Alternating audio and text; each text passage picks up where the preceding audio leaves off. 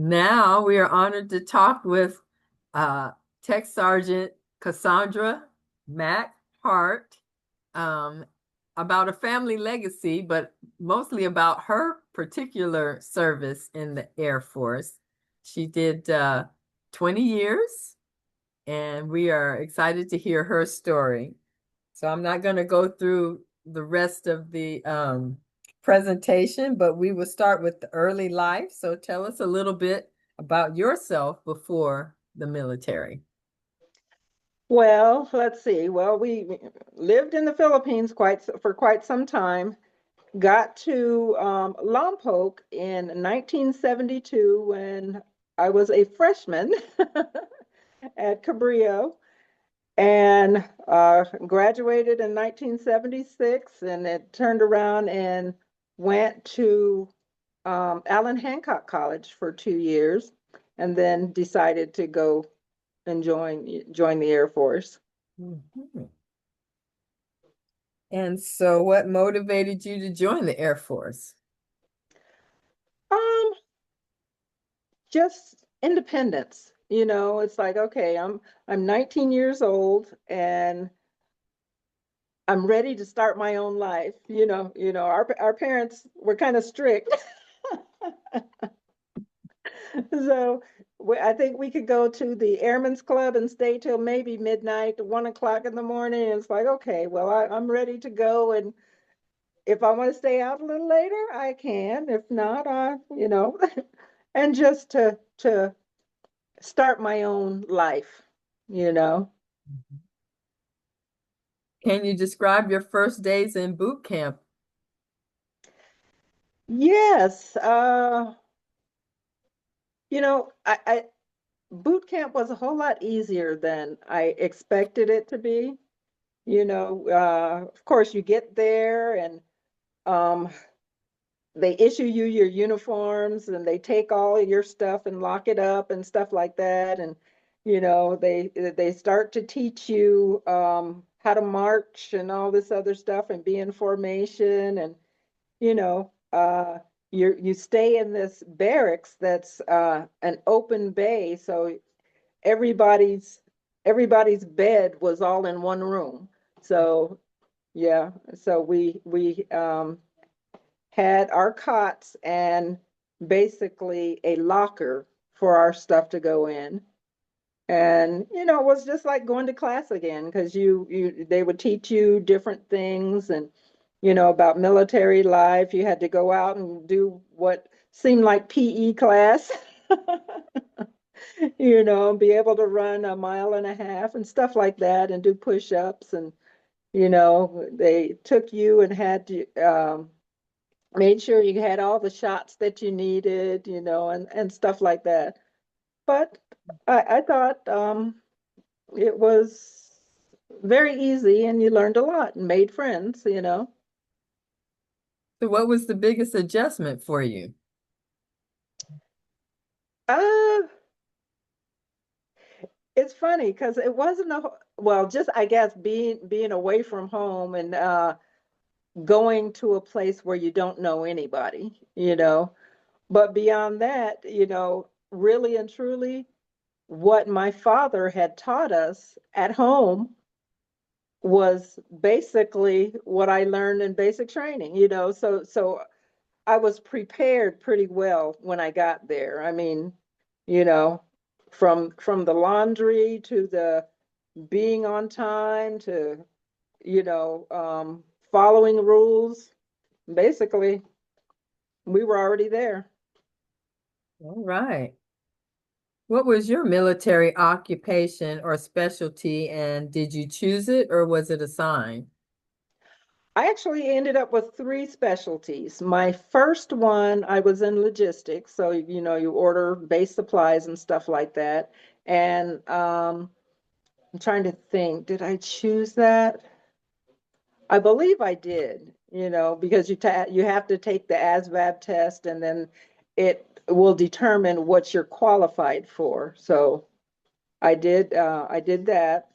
And then after you're in for a certain amount of time, you have the option to change to a job or retrain to a job that you might want to do.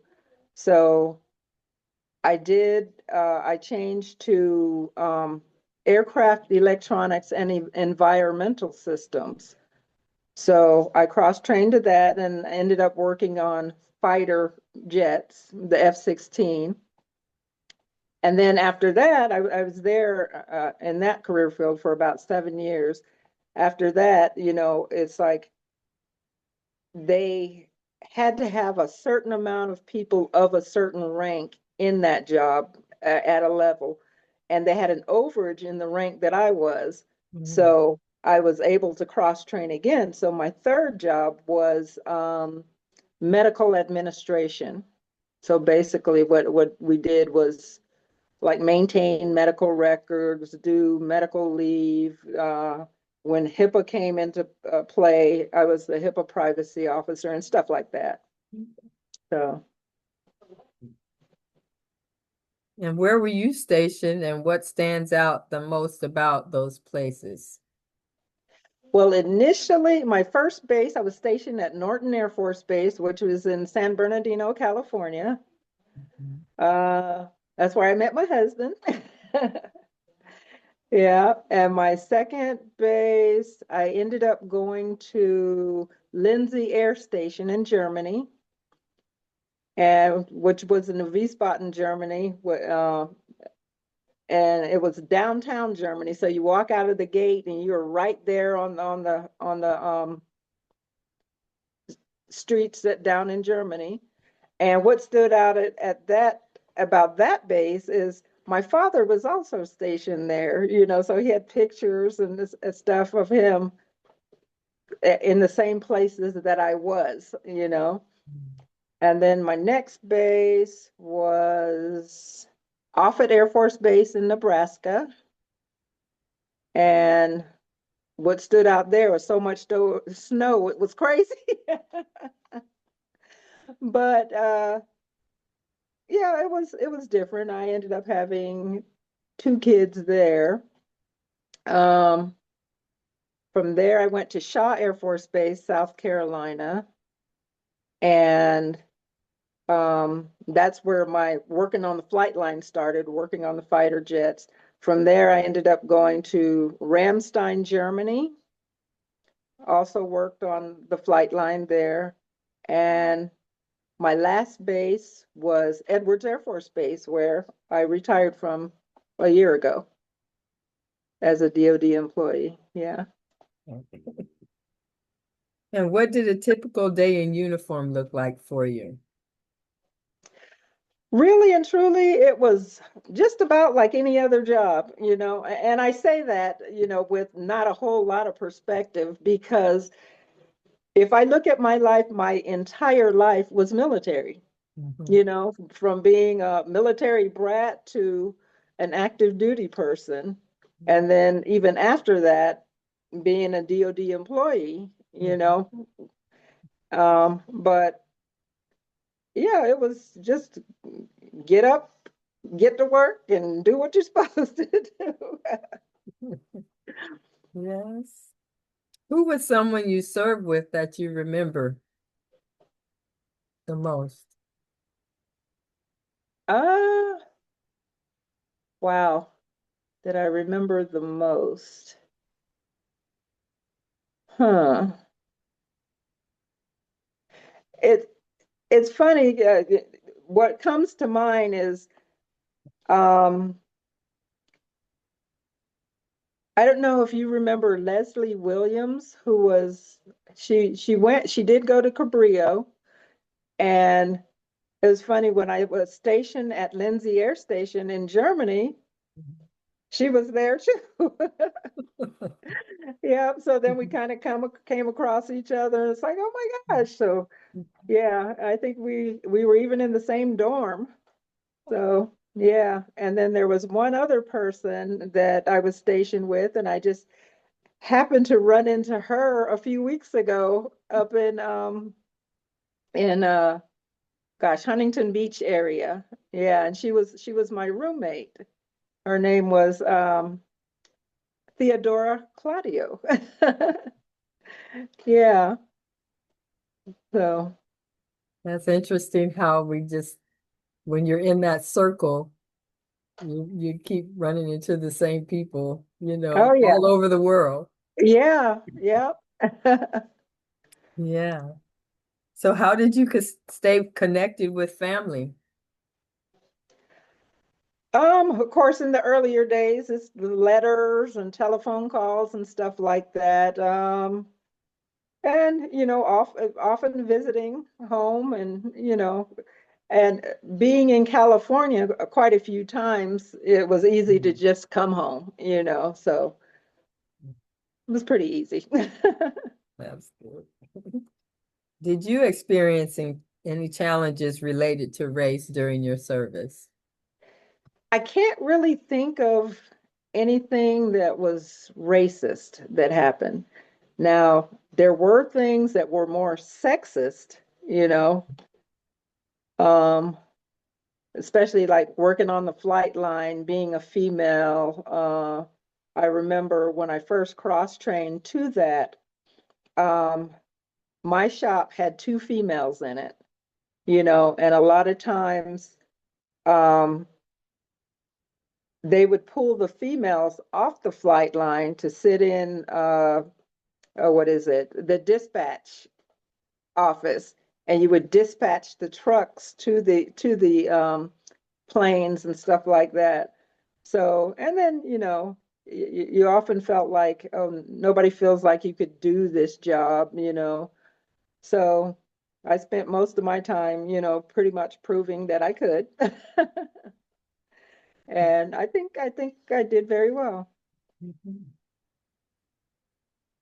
Did the military provide a sense of unity or sisterhood different from civilian life? Like you said, you pretty much only know military life, but did it provide a sense of unity for you?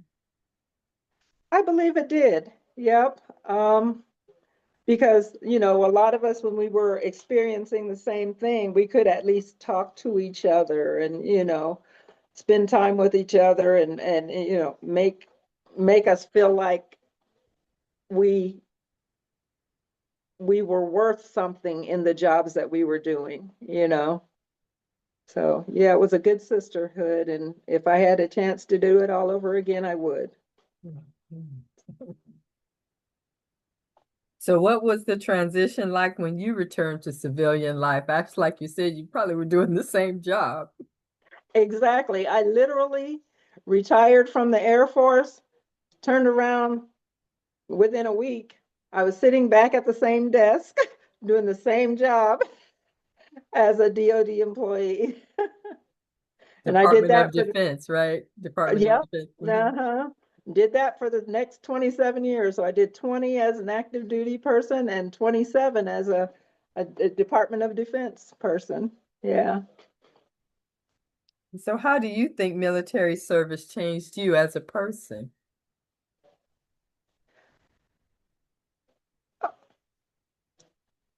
Gosh, it's hard to say. I mean, I think to open your hearts to people of all cultures, and you know in hopes that they understand that belittling someone for what they are or who they are does not work. And I think the majority of the people that I met, I didn't come across very many people that seem to have problems um, because of race or anything like that. I think, you know, that just continues, to to show that the military does have good people in it, and there are goals and things that you want to reach, and that you can say, okay, being military does change that culture and is accepting of all people. Now, of course, it's not perfect, so You're also going to see those people that in leadership positions that maybe should not be, and stuff like that. But overall, in general, my experience was very good and I loved it. So what are you most proud of from your time in the military? Just being able to spend 20 years, with mostly positive uh situations and a positive life. I think just knowing,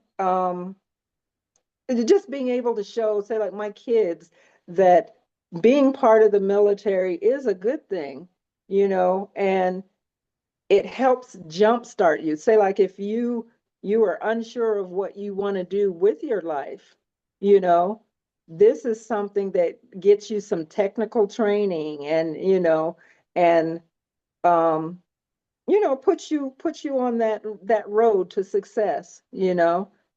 So yeah, like I said, I loved it. And what advice would you give to a young family member considering military service today?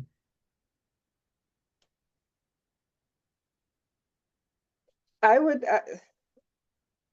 gosh, I don't want to say anything negative. uh, but I think, you know, uh, military life is good. I would say, once again, if you don't know what you want to do with your life, this is something that will jumpstart you. This is something that will give you some perspective and some, a way to go, because it shows you, it gives you a job, it gives you insurance, it gives you, it teaches you respect and, you know, how to work on a regular basis. And the rules that apply to the military also apply to regular life, because wherever you go, there's going to be rules. So, the military isn't necessarily harder than any other lifestyle. And how would you like your service to be remembered by future generations? Um, that I accomplished what I set out to accomplish, and that, I have love for this country, and I showed it by giving what I could to it. Mm. So, Is there anything else you'd like to share before we close? Tell me about your how many children you have and girls and what. oh, okay. Had seven kids, six daughters, one son. And unfortunately, my oldest daughter passed away in 1991. So of the five daughters that I have, four of those daughters also joined the Air Force, and they did their time. Some of them spent 4 years, some of them spent 16 years, and they did their time, and they are, at this point, disabled veterans, for different things that they encountered while they were in the service. But yeah, I mean, it taught them lots. I have a daughter that a few daughters that started a nonprofit, to support thrivers and survivors of domestic violence, and are teaching kids, going into the schools and teaching kids about teen dating violence and stuff like that. And so I think what they learned in the military, you know got them, pushed them to do these things and want to be out there helping other people. And that organization is called the Three Heart Connection Organization. So yeah, so Yeah. And I have, gosh, 12 grandkids and one great grandkid. Beautiful. So, Beautiful. Well, Cassandra, thank you for sharing your story with us today. Your service and experiences are an important part of our community's history, and we are honored to help preserve them for future generations. and I thank you for having me, and I appreciate it so much.